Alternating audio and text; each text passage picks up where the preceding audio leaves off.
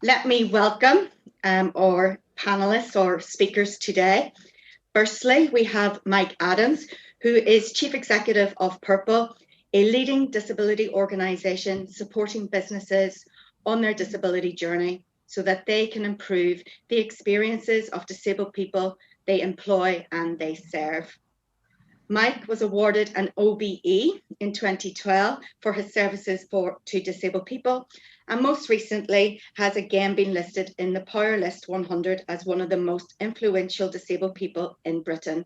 He is also the founder of Purple Tuesday, an initiative that is driving improvements to improve the disabled customer experience.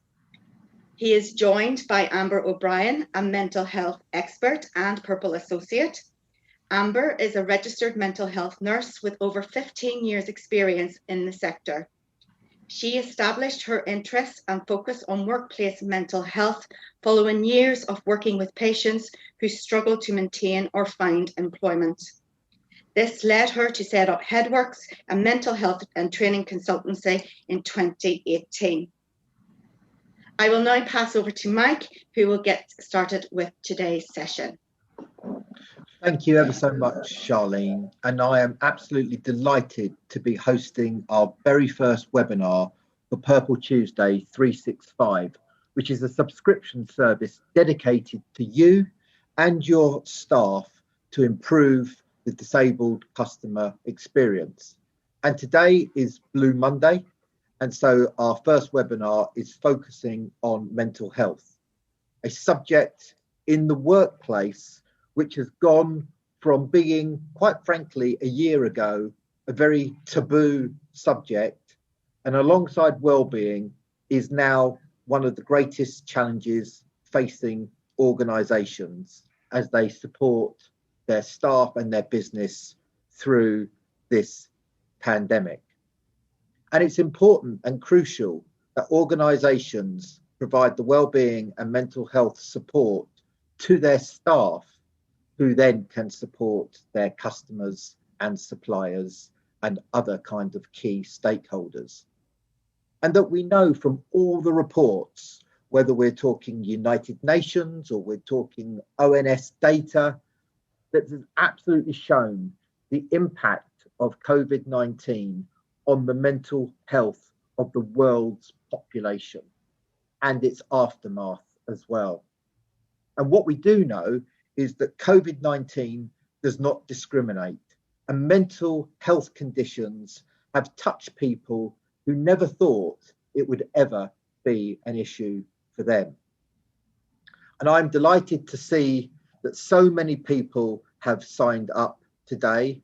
It truly is an international audience across all sectors, from banking to retail to insurance and everything in between. And it's also all organisations, whether you're big corporates or micro enterprises.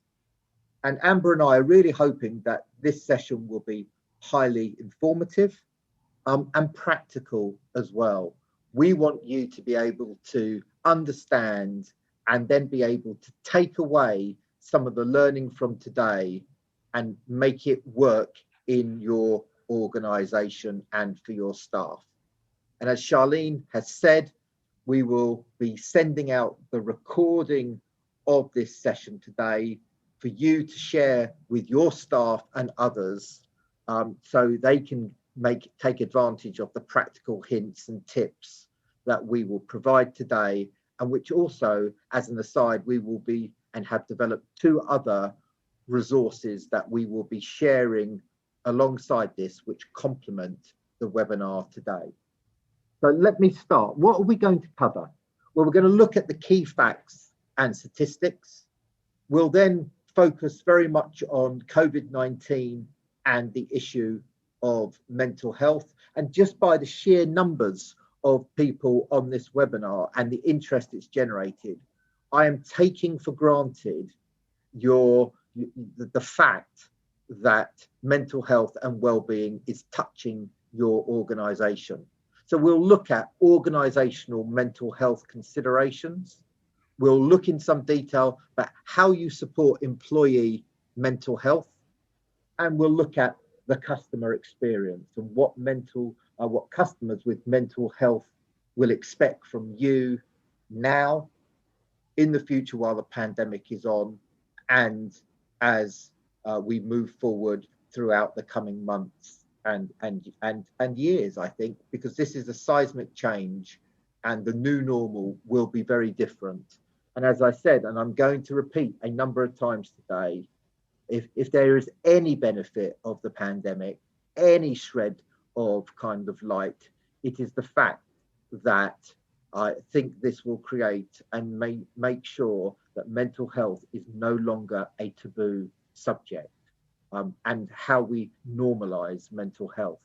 And I'm really hoping that Amber and myself can go at a pace today with the information that makes it understandable, that gives us time at the end to answer as many questions as possible.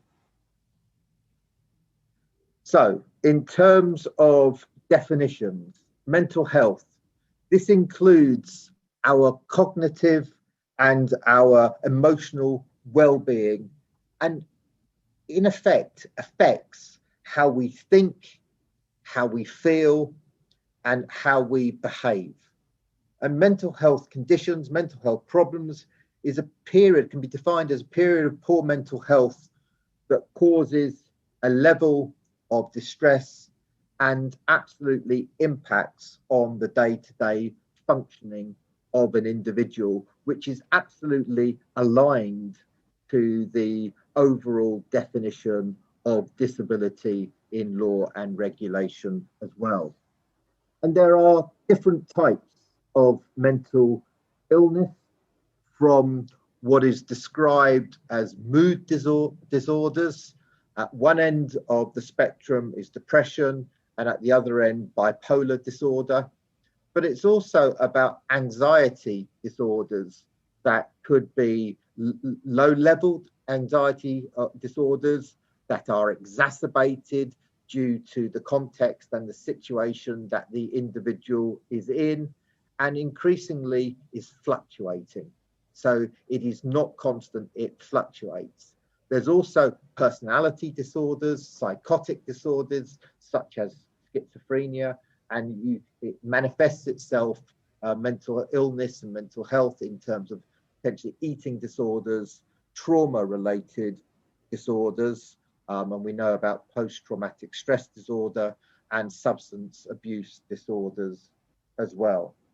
So just as is in terms of the facts and statistics, and some of these are post-COVID, and I will say to you, and I'll continue to say to you, that the numbers are absolutely only going in one way, and that is rising. We know that in the UK, approximately 1 in 4 individuals will experience a mental health issue each year. We know that 1 in 5 women are reported to have mental health problems, 1 in 8 men are reported to have mental health problems, but there is a link within that to under-reporting as well. And we know that in England, 1 in 6 people report experiencing a common mental health problem, such as anxiety and depression, in each given week. And at the end of this other end of the spectrum, we know that there's been over 6,500 suicides in the UK in 2018, which was already an increase of 11.5% from the previous year. And 3/4 of these suicides were by men, with the highest suicide rate being men aged between 45 to 49. And in terms of mental health statistics, we know that it manifests itself in behavioural problems, as we said, depression, anxiety, drug use, and these are the factors that are reported to be the primary drivers of disability worldwide. And though we are talking and have anchored some of these statistics in what we understand in the UK and in England, we absolutely know that this is reflected in global worldwide statistics. We also know that studies show that people with mental health problems do get better, can get better, and many recover completely. And recovery refers to the process in which people are able to live with their mental health condition, work with it, learn with it, and participate fully in terms of their communities. And we know that treatment for mental health varies depending on the individual and could include medication, therapy, or a combination of many things. So I just wanted to say a little bit about COVID-19 and mental health, and the fact that in terms of the stressors which have been exacerbated by the pandemic. And at one level, we're looking at emotional stressors, a fear, an anxiety, an uncertainty. And many of us will have that fear about, in the UK, track and trace, looking at your phone, seeing that you've got a notification, and then the instruction to self-isolate and self-isolate for 10 days, not having any other information, but actually in that one instant, having to change your entire life and lifestyle for 10 days. And then there's the situational stresses about catching the virus, and particularly with the new variants that we are starting to see, the impact on financial worries, sudden changes in working practices, whether that is working remotely full time, or it is working in the office and the stresses that go with that as well. It's about levels of isolation, loss of plans, and how to balance both work and home life. And there is also the psychological stresses as well. You don't just worry about yourself and your immediate family, but your friends and your loved ones. Absolutely increased childcare, caring responsibility. I have 4 children, and trying to balance homeschooling as well as work, as well as all the domestic things and relationship responsibilities, and just dealing with, in certain cases, bereavement. And I think really, really important that the Centre of Mental Health estimates that almost 20% of the population will need either new or additional mental health support as a direct consequence of the crisis. So this is absolutely real, it's absolutely live, and it's absolutely having a huge impact. I just wanted to now touch on some kind of mental health research that we have seen. Aviva have talked about their recent work around the establishment of an always-on culture that relates to the fact that due to remote working, the biggest reasonable adjustment that's ever taken place in work, that what we haven't learned is how to switch off, how to have some downtime. And the fact is that we have made ourselves totally and utterly always available, and the impact that has had on mental health. And it's only just recently that I have made the decision for my own mental health that I don't take my phone upstairs anymore. I leave it downstairs, and it means that even if I were to look at the internet for something that's totally non-work before bed, I never ever now get tempted to read those dreadful emails that come in that give me a rotten night's sleep, and it's what wakes me up in the night and is the first thing I think about in the morning.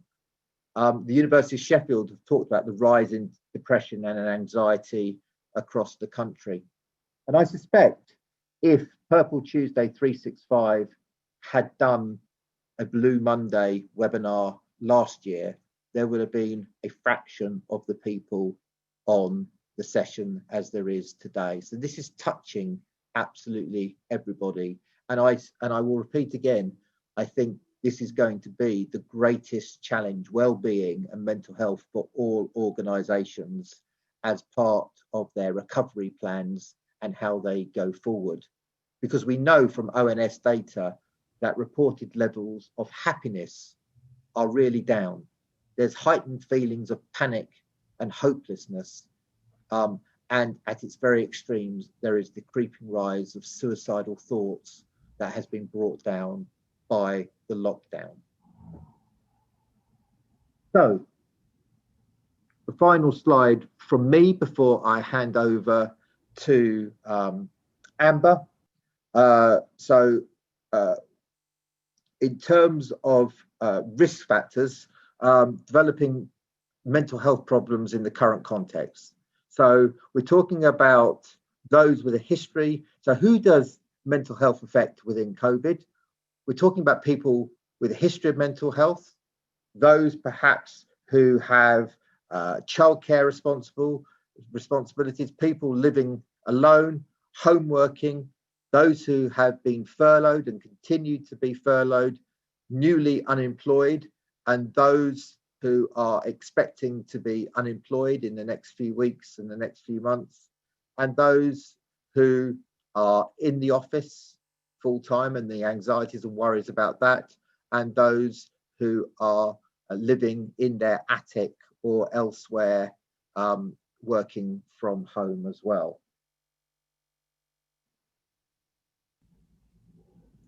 So my final slide before I hand over to Amber. So what does this mean for business? I think mental health is predicted to be the primary productivity disruptor for 2021.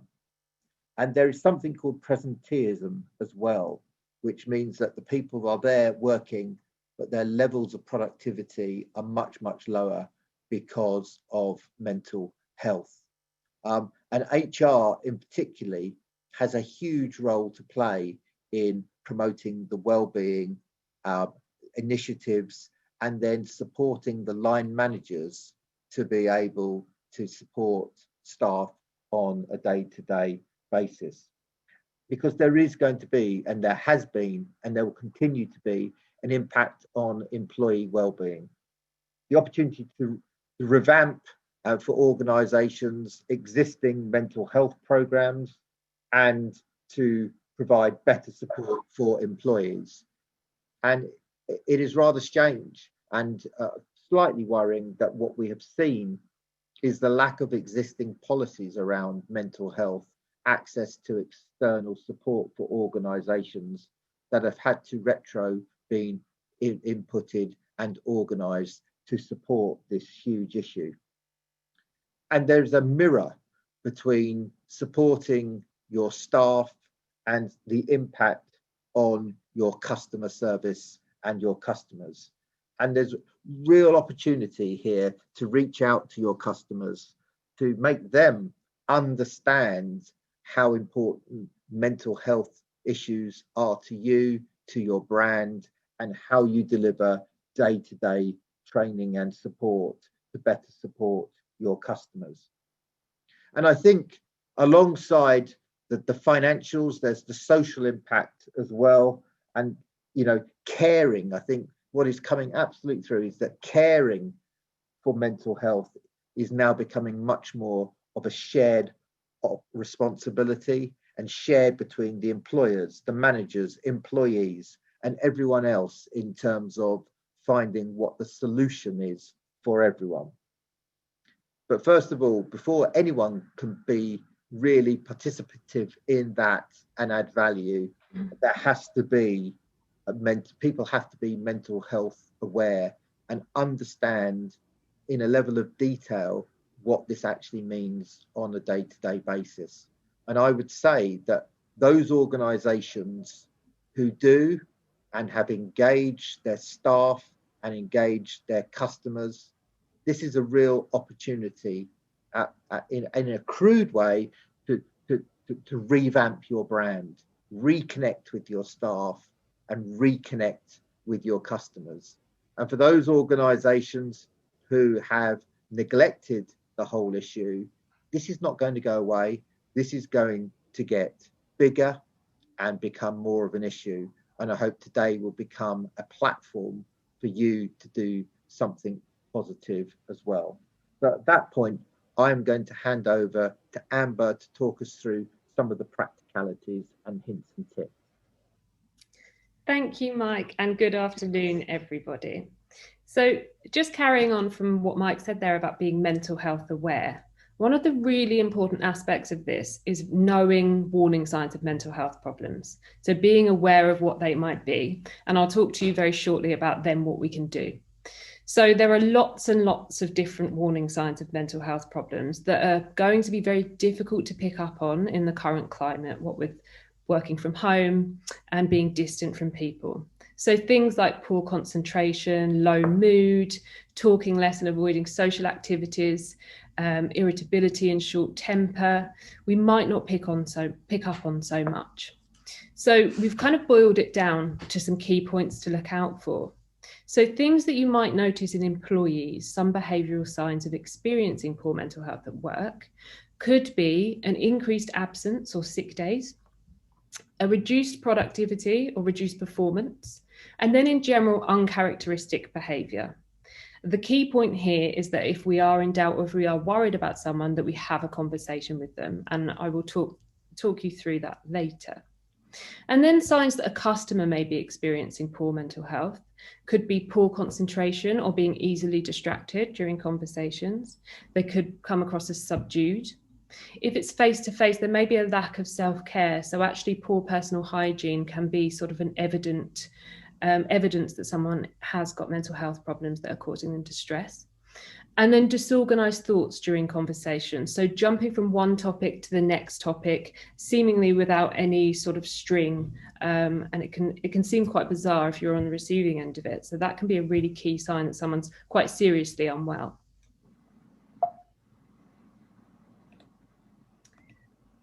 I do apologize. There we go. So I'm going to talk you through supporting employee mental health now. Now, one of the really important things to consider is mental health at the organisational level. So different things that we need to consider. I see a lot of organisations who do some really great things around mental health. So they might offer things like free yoga or mindfulness apps, and they might have an employee assistance programme in place that offers free counselling, which is all fantastic. However, these are reactive interventions. And one of the things that's often lost is focusing on preventative strategies and proactive interventions to try and minimise the risk of employees actually experiencing mental health problems or having their mental health problems exacerbated in the first place.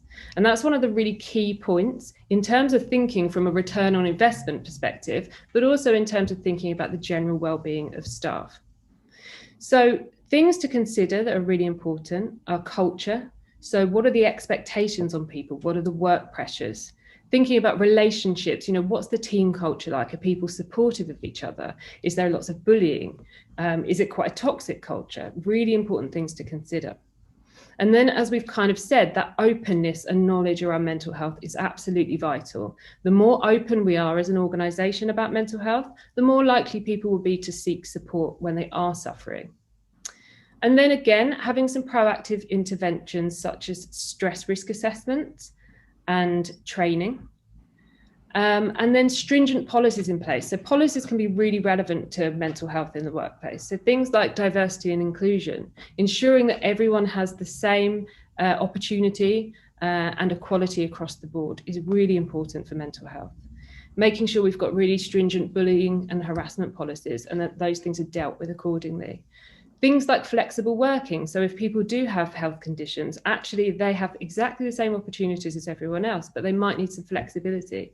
And the same goes for example, working parents. They might need some flexible working because the level of stress they're going to be experiencing can be more so than employees without childcare or caring responsibilities potentially.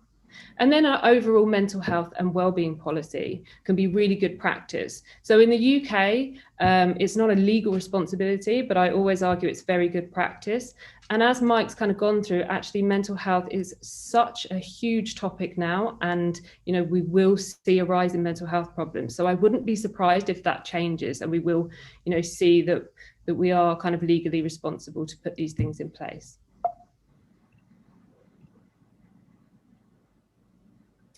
So just touching on that stress risk assessment there that I mentioned. So in the UK, under health and safety legislation, it's actually a legal requirement to have a stress risk assessment in place. So you might not be from the UK, you might have an equivalent piece of legislation. And if you don't, this is really good practice to follow, because it kind of covers all bases in terms of the evidence for what causes stress at work.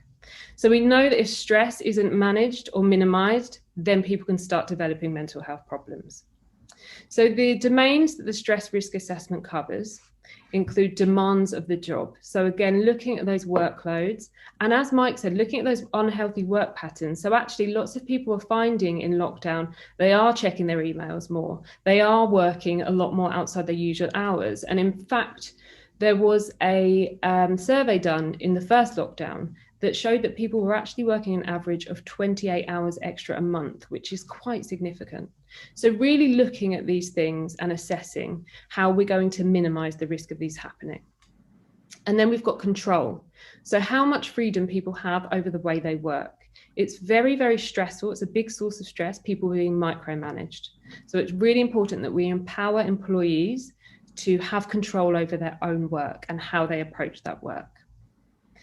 Then one of the other domains is looking at support. So not just support around mental health if someone's struggling with their mental health, which is very important, but also support in terms of progressing in their career. So encouragement and sponsorship and support from their line manager. Then looking at relationships. So as I mentioned, that bullying, potential of bullying, conflict, and there's often conflict in teams. It's kind of a natural part of working in a team, but how that's managed is really important, because that can lead to huge issues and it can lead to a toxic team culture. Then roles. So people having a clear understanding of their roles and their responsibilities, again, is really important. It's a big source of stress when this is lacking. And then lastly, how change is managed. So it's vital that people are kind of engaged and involved in change processes at every level, and that communication is really clear. And of course, we're living in a time now where change is rapid and constant. In the UK, we've gone from tier 1, tier 2, lockdown, it changes all the time. So it's really important we have that clear communication, because that's a huge source of stress. So the stress risk assessment isn't about sort of deleting all these domains of stress, because that's just not possible, but it's about identifying where the stress could be and how we're going to minimize that. And if you do employ more than 5 people in the UK, you are legally required to document this stress risk assessment and assess it, usually around every year. But if anything massive changes, then it's a good time to reassess them. So that's kind of looking at the organizational culture. Now thinking specifically about the role of the line manager can also be really important. So you kind of need both to go alongside each other, because obviously things can't exist in a vacuum, because that's not going to have a positive impact across the board. So just bear in mind that leadership and management behaviour can have a direct impact on employee well-being. I'm sure we've all been in a situation where we've had a manager we found particularly difficult at some time in our life, whether it's a job we had when we were younger or throughout our career, and it really can cause a lot of stress. So just that level of self-awareness, if you are a line manager, can be really important to kind of reflect on our own styles. Bear in mind also that line managers can act as a gatekeeper to working conditions. So it's really important to kind of bear in mind people's workloads and working patterns if you are a line manager, and try and draw that boundary and support them in making sure that workloads aren't too excessive. And importantly, line managers may be the very people who pick up on mental health issues early on, and this can allow early intervention. So the earlier mental health issues are picked up on, just like with physical health problems, the better the outcome, so the better the prognosis. Now, some really important styles for line management in terms of managing mental health issues or preventing mental health issues and stress, particularly during the pandemic, include openness around mental health. So I know we've mentioned that a lot, but it's really, really important to kind of hammer home. So it doesn't need to be you being open specifically about your mental health, but just about the subject of mental health. And I'll give you a few tips on that very shortly. Having an open door policy is really, really important. So being available regularly and also being approachable, just having kind of an approachable air about you is really, really important. And obviously that could be virtually or socially distanced, but depending on your situation right now. And then really, really important to balance business needs and individual needs. So, seeking to empower employees, but also making sure you're looking after their well-being. There's so much evidence out there, that shows a healthy team and supported staff are going to be much more productive and better for business. So, in terms of a business perspective, it's also very useful. And then just being respectful and considerate to concerns and anxieties. We've all got different thresholds for dealing with things depending on our life experiences, our situation, even our genetics. So if you don't experience the same level of anxiety, it's important just to have that empathy and bear in mind that everyone's different, and try and be considerate and don't dismiss things. And then managing your own emotions around COVID-19. So using your own coping mechanisms and trying to just keep a check on making sure you're not kind of showing that stress to employees, because it can really have a knock-on effect. And I like to think of stress as quite contagious. So, if you're in a room with someone and they're on the phone and they're shouting and they're stressed, actually it can stress you out quite a lot, even if you weren't stressed in the first place. So bear in mind that knock-on effect if you are in a line management position.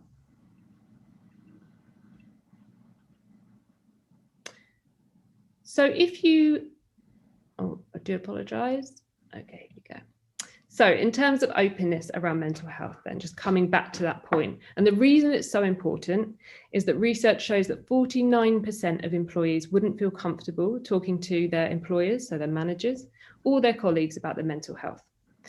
And as I say, we know that being more open about mental health at an organisational level really increases the likelihood that employees are more likely to seek help when needed, which means that it's going to be a better outcome for their health. So some things that you can do to promote openness around mental health as a line manager can be really simple things that can make a big difference. So you might want to, for example, share wellbeing strategies at the end of team meetings. So this could just be 5 minutes at the end of a team meeting where you all go around and you share what you've done that week or that month that's just boosted your mood or reduced stress or that you found useful. So it could be, oh, well, I went for a lovely walk on this route, or I tried this new yoga app. That can help us share tips with each other, but also, again, just promote that openness and normalize that conversation. You also, I really will hammer this home, it's really important during your management one-to-ones that you are asking specifically about mental health and well-being. So it doesn't have to be a wooden conversation. It doesn't have to be, how is your mental health? But actually just asking someone, how are you feeling? How are you doing? Is there anything I can do to support you? And just normalizing that and making things more human. It can be really useful to circulate resources, and you all will receive some resources at the end of this webinar. And webinars themselves, and also wellbeing activities. So obviously there's lots of organisations who offer things like yoga and mindfulness. And then a really simple tip that I used a lot in the NHS is just including information in email signatures. So in your internal emails to employees, you might want to put the information for your employee assistance programme, for example, if you've got one. So if you are worried about an employee's mental health, so sort of going back to those warning signs, if you do see a reduction in productivity or performance, an increase in sick days, and just generally uncharacteristic behaviour, it's really important to approach that employee and talk to them. So set up a meeting with them to discuss your concerns, obviously arrange a time that suits you both, and make sure that they know it's confidential. I would always advise keeping the atmosphere informal. You don't want to come across like the person's in trouble, and you want to create a relaxed atmosphere so that person feels supported. So you might want to say, look, let's meet up for a chat and a cup of tea or a cup of coffee. And again, that could be virtually. And just try and jump straight into the topic. A lot of people feel a bit nervous talking about mental health. But the more open and the more upfront you are, actually, the more comfortable you're going to make that person, and increase the chance that they'll open up to you. So just start by expressing your concern. Now, I can't obviously prescribe exactly how you speak to people, because obviously we've all got our own styles, but it might just be something like, I've noticed XYZ, which isn't usually like you. I wanted to check in to see how you are and if there's anything I can do to support you. Try asking open questions rather than ones that will elicit a yes/no answer. So how are you coping rather than are you coping okay? Again, that's just going to open the conversation up more, give you a bit more information. So then if that person does disclose to you that, yes, indeed, they are struggling, I'm not sure. Yeah, so if that person does disclose to you that they are struggling, there are lots of supportive strategies that you could potentially put in place. Now, lots of managers get nervous about this because they feel they need to have all of the answers, and it's not about that at all. The important thing is that you collaborate with that person, so you work together to work out what would be useful for them. So the first thing I would do is ask what has helped in the past, if anything. So if this person perhaps is experiencing a depressive episode, they may have experienced it in the past. They may know exactly what has helped them, and they can tell you. If not, or the person doesn't know, ask what the person may find helpful now. And 99% of the time, people will know exactly what they need. So obviously the list is kind of endless of what you might be able to put in place and what might be useful. But some examples could be flexible working arrangements. You could increase supportive one-to-ones, management one-to-ones, to just be assessing workloads and checking in. You could put in place maybe a temporary reduction in workload or a change in workload. Or actually that person may need a period of absence, so some time off sick. And it's really important, while I'm on that topic, just to say, if someone is going off sick with a mental health problem, make sure that you're supporting them while they're still off sick. So obviously you don't have to check in with them regularly, but it's useful to just pencil in a date where you're just going to catch up. Because often when people are off sick for a long time, they can develop a real anxiety about returning to work. So we want to keep that support open and those communication flows open.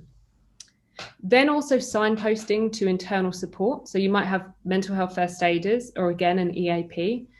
So do signpost if you've got them. Often people will have, organizations will have an employee assistance program in place and it's never used because employees do not know it's there. So really make use of that. You know, free counseling and free therapy is so useful for people when they're struggling. And then finally, I would say keep a record of what you've agreed with that person and send it to them. So you've both got a copy, you can both review it together at a later date and see what's worked and perhaps what hasn't worked so well. And then just to mention external support. So if you don't have internal support, or indeed that person's just more comfortable seeking external support, some things to mention. So firstly, as I said, you're going to get some Purple Tuesday 365 resources at the end of this webinar, which will provide you with some really useful information.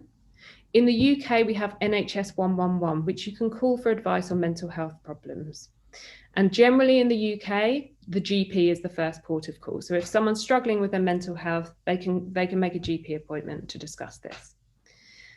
We also have NHS talking therapies. So this is free talking therapies on the NHS. You can self-refer online. So if you just Google NHS IAPT, which is another name for the service, you can then put your postcode in and find your local service and refer yourself online. Then we've got telephone helplines such as the Samaritans, and I know there are equivalents worldwide.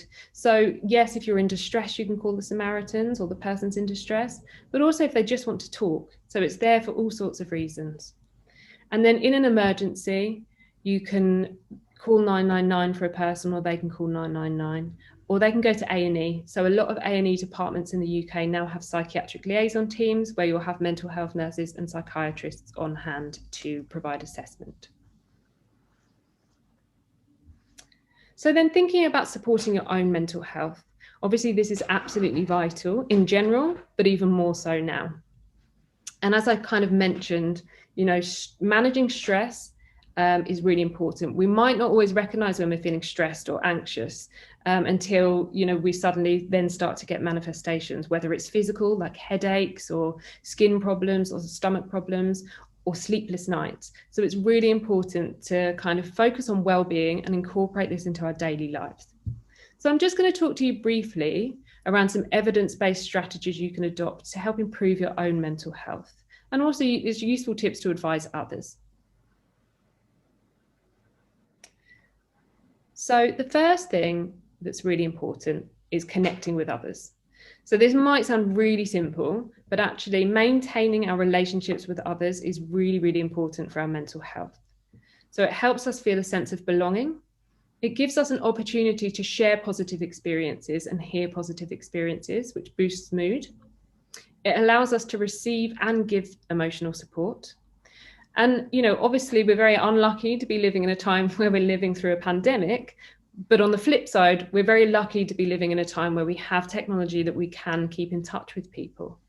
So you might feel slightly overloaded with video calls. So it's important to kind of balance out me time and time on video calls. But I would say try and treat kind of virtual meetups in the same way you would treat meetups in real life. So you might want to schedule things in specifically for your social calendar, like coffee mornings with friends or pub quizzes. Try and keep those connections going and try and keep in touch with people. And also, if you live in a household with family members and housemates, try and have some dedicated time where you socialize and you're not just sat in front of the TV. You know, you might want to play a board game or have a dinner, whatever it might be. Secondly, being active. Now, I'm sure you've all heard about the importance of exercise and mental health. And us mental health nurses like to bang on about it a lot, but that's because there's so much evidence that it's really, really good for our mental health. So not only does it improve our self-esteem because we set goals and achieve them, but we also know it does alter chemicals known as neurotransmitters in our brain, which can have a positive impact on our mood. So the guidelines from the NHS at the moment are that you should be having around 150 minutes of moderate exercise per week or 75 minutes of vigorous exercise per week. So moderate exercise includes brisk walking, cycling, and even pushing a lawnmower. It's not probably the nicest weather to get outside in the garden right now, but it just kind of highlights that actually lots of things we don't consider exercise really do count. And then vigorous exercise includes running, swimming, and even walking up the stairs. So if you want to walk up the stairs for 75 minutes a week, that counts as your exercise. So it's just good to know. And then obviously just find activities you enjoy. Don't force yourself to do things you're not going to enjoy because you probably won't stick to them. And then doing something you enjoy. Again, sounds very simple, but a lot of the time we can find ourselves finishing work, plonking ourselves in front of the TV and just kind of zonking out. So try to factor in doing things you enjoy a couple of times a week, and it really does boost mood and lower stress. I like to kind of think of it as little micro doses of happiness. So, you know, just a little 5 minutes here and there of doing something we enjoy. If we're doing it regularly, we'll feel our mood sort of rise and maintain. So it could be anything: reading, dancing, playing a game, or like Mike here, learning the harmonica. Sadly. Hopefully he'll play us something at the end of this. And then giving to others, which I think is a really, really nice one. There is a lot of evidence to suggest that giving to others and supporting others is good for our own mental health. So something really nice to focus on here. So this gives us positive feelings and a sense of reward. And I'm sure we're all familiar with that kind of warm, fuzzy feeling we get when we do something nice for someone. So it doesn't have to be anything major. You don't have to suddenly go off volunteering overseas. It could just be small acts of kindness because they really do make a difference. So you might just check in with a family member or a friend who needs support. You could donate to food banks. You could check in on an elderly neighbour, for example, and offer a phone call. Could be absolutely anything.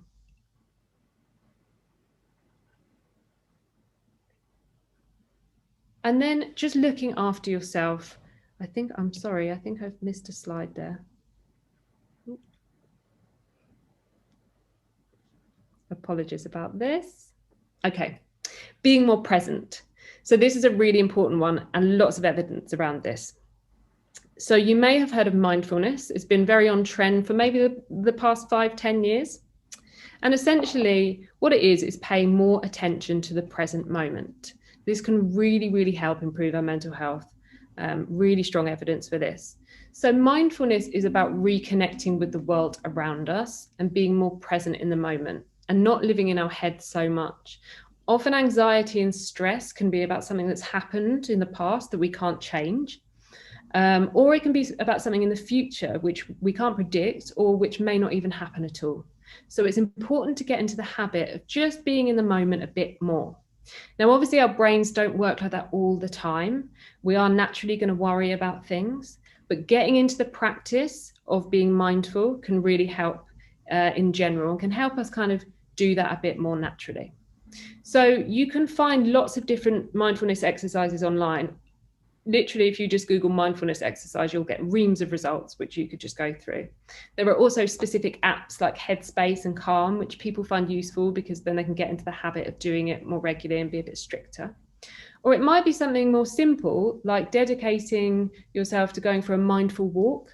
So you might say, I'm going to go for a walk this afternoon for, say, 20 minutes. And on the walk, I'm not going to listen to music. I'm going to notice things. I'm going to notice the houses and think about what era they might come from. I'm going to notice the trees. I'm going to notice the birds. And just being a bit more present, it can really help clear our heads. And then looking after yourself in general. So looking after your body and just being aware of anything that can trigger anxiety and try to minimize it. So avoid drinking alcohol too much. Unsurprisingly, in lockdown, alcohol consumption has gone up quite a lot for a lot of people. So you might want to keep a drink tracker. There are lots of different apps. The general guidelines are no more than 14 units a week. So they've changed recently, and it's the same for men and women. It used to be different for men and women. If you do find yourself drinking a bit too much and you want to cut down, you might want to maybe stock your fridge with lots of soft drinks as an alternative, or have lots of teas. And even simple psychological hacks like putting a soft drink in a wine glass can really help because it feels like more of a treat. Avoid recreational drugs. The reality is lots of people do use recreational drugs. So in the UK, cannabis is very common and it's not legal in the UK. So we don't really know exactly what's in it.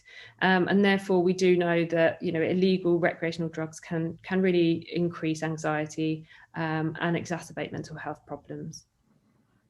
And if the news is causing you anxiety, my simple advice would be don't watch or read it. So if you need updates, you know, around kind of current guidelines for coronavirus, you can say to a friend or family member, the news is really stressing me out at the moment. Can you just text me when there are any official changes to the guidance? Because I just don't want to look at it.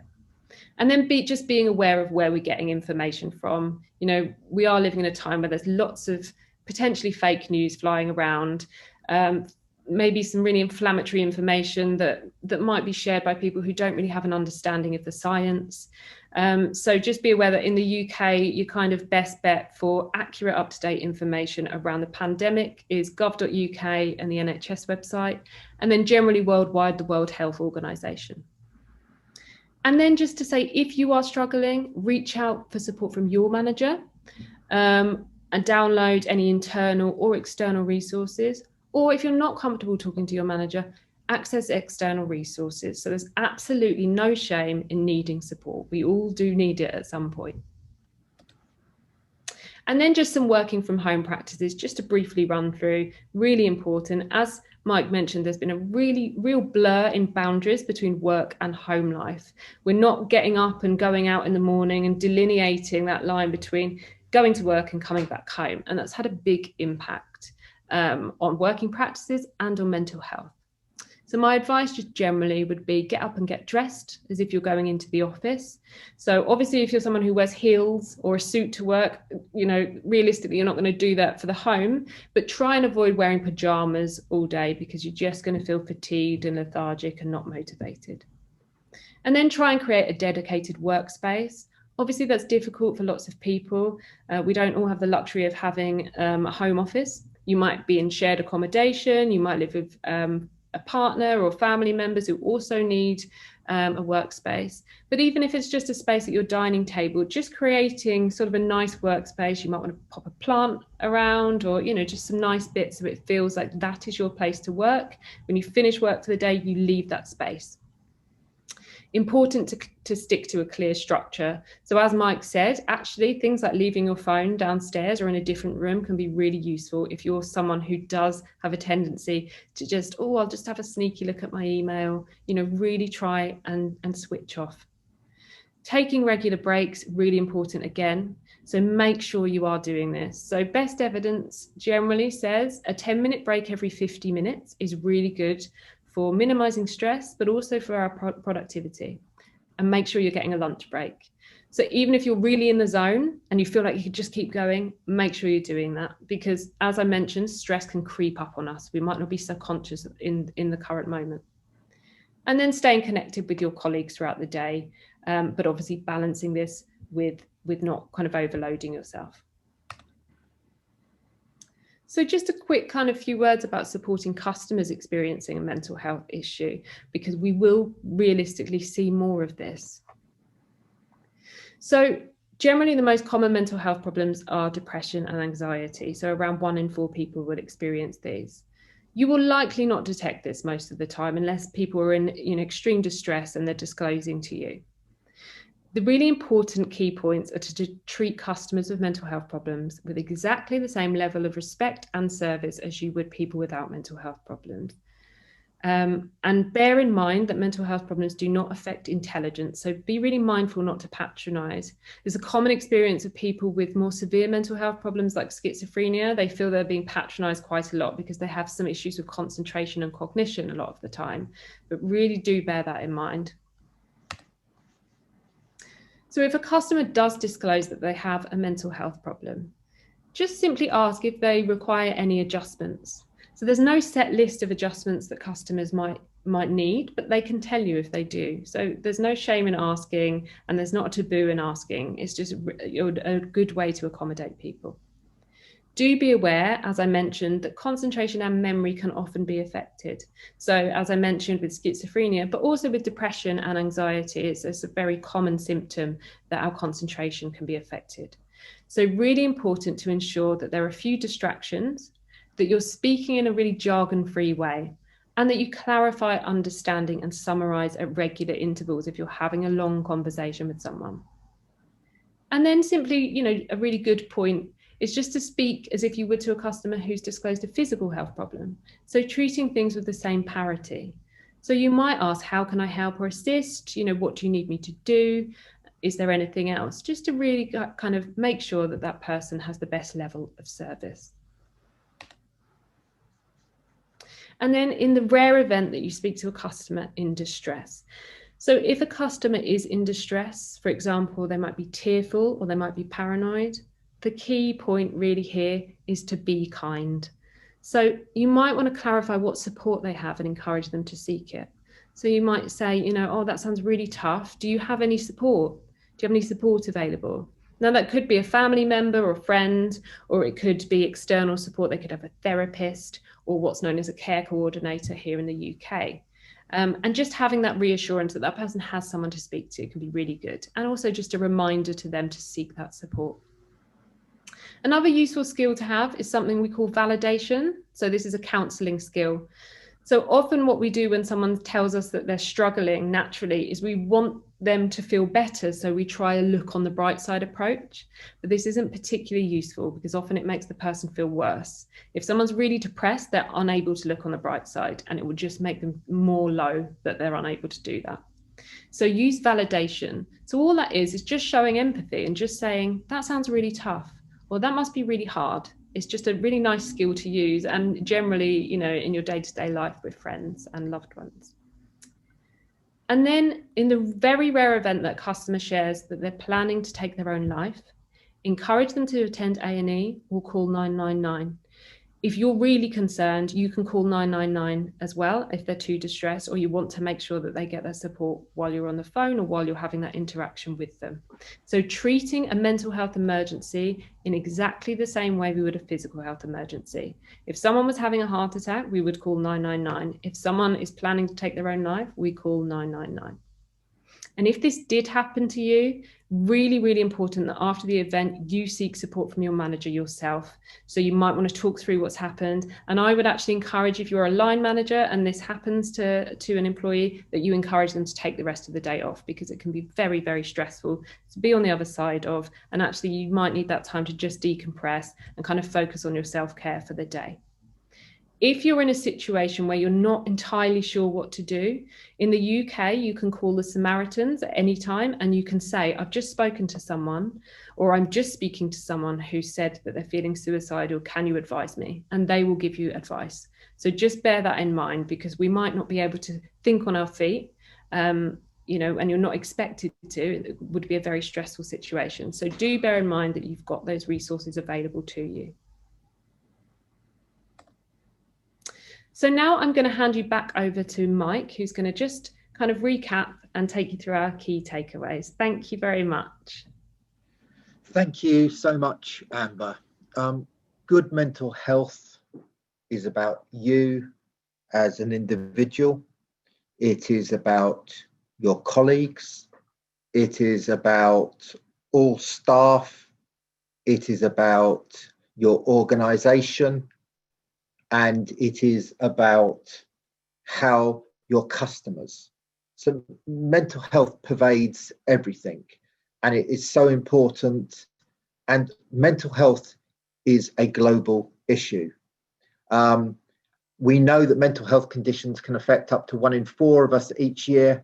That number is rising, and that number is rising scarily.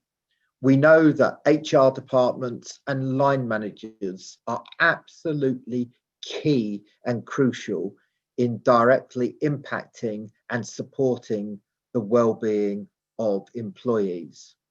And I think, as Amber has kind of said, this is the moment, this is the time for organisations to rethink their culture and their measures, their policies, their practice, their relationship with their staff, the relationship with their customers, because this is about who you are as an organisation, who you are as an individual, and the brand that you stand for. And it's about connecting and reconnecting with both your staff and your customers on an absolute critical issue. And as Amber has said, you as an organisation need to look at mental health through the lens of your staff, but equally as your customers as well. And for those of you who are on the webinar today, for those of you who listen back to this and the recorded version, our message to you is look after your own mental well-being, and then it will enable you to support and look after other people as well.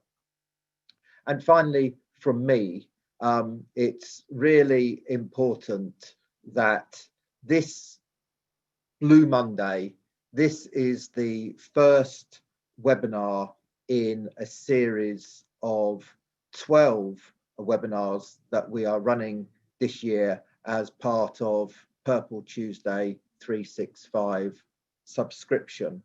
And I want you, what we have done is we have made this webinar today free to air. We are going to give the web link and all the resources that we have provided for today to everyone, because this issue is just so important. But I wanted just to make a pitch really for you and your organisation to consider becoming Purple Tuesday 365 subscribers and to save the dates. So the next session we will run with resources as well is best practice approach to assist customers living with cancer, which is a huge issue. In March, it's about navigating conscious and unconscious bias.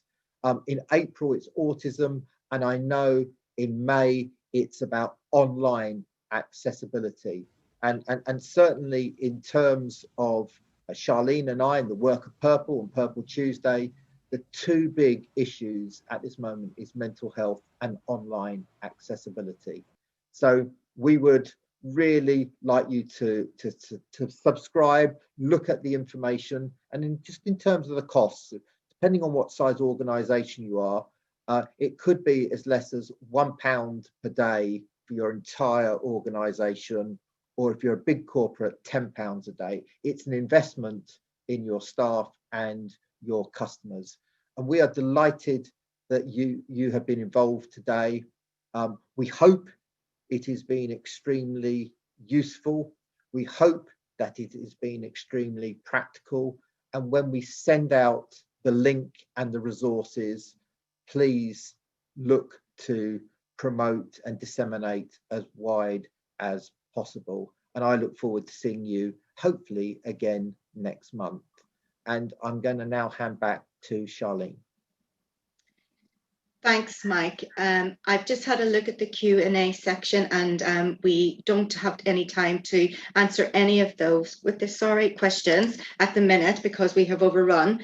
But as you have said, we will be sharing a copy of all of this information along with the supporting resources tomorrow morning to everybody via email, and they will be able to download and use as part of their own learning and development programs. I want to thank everybody for attending today, and we look forward to welcome you to the next session on the 4th of February. Thank you all.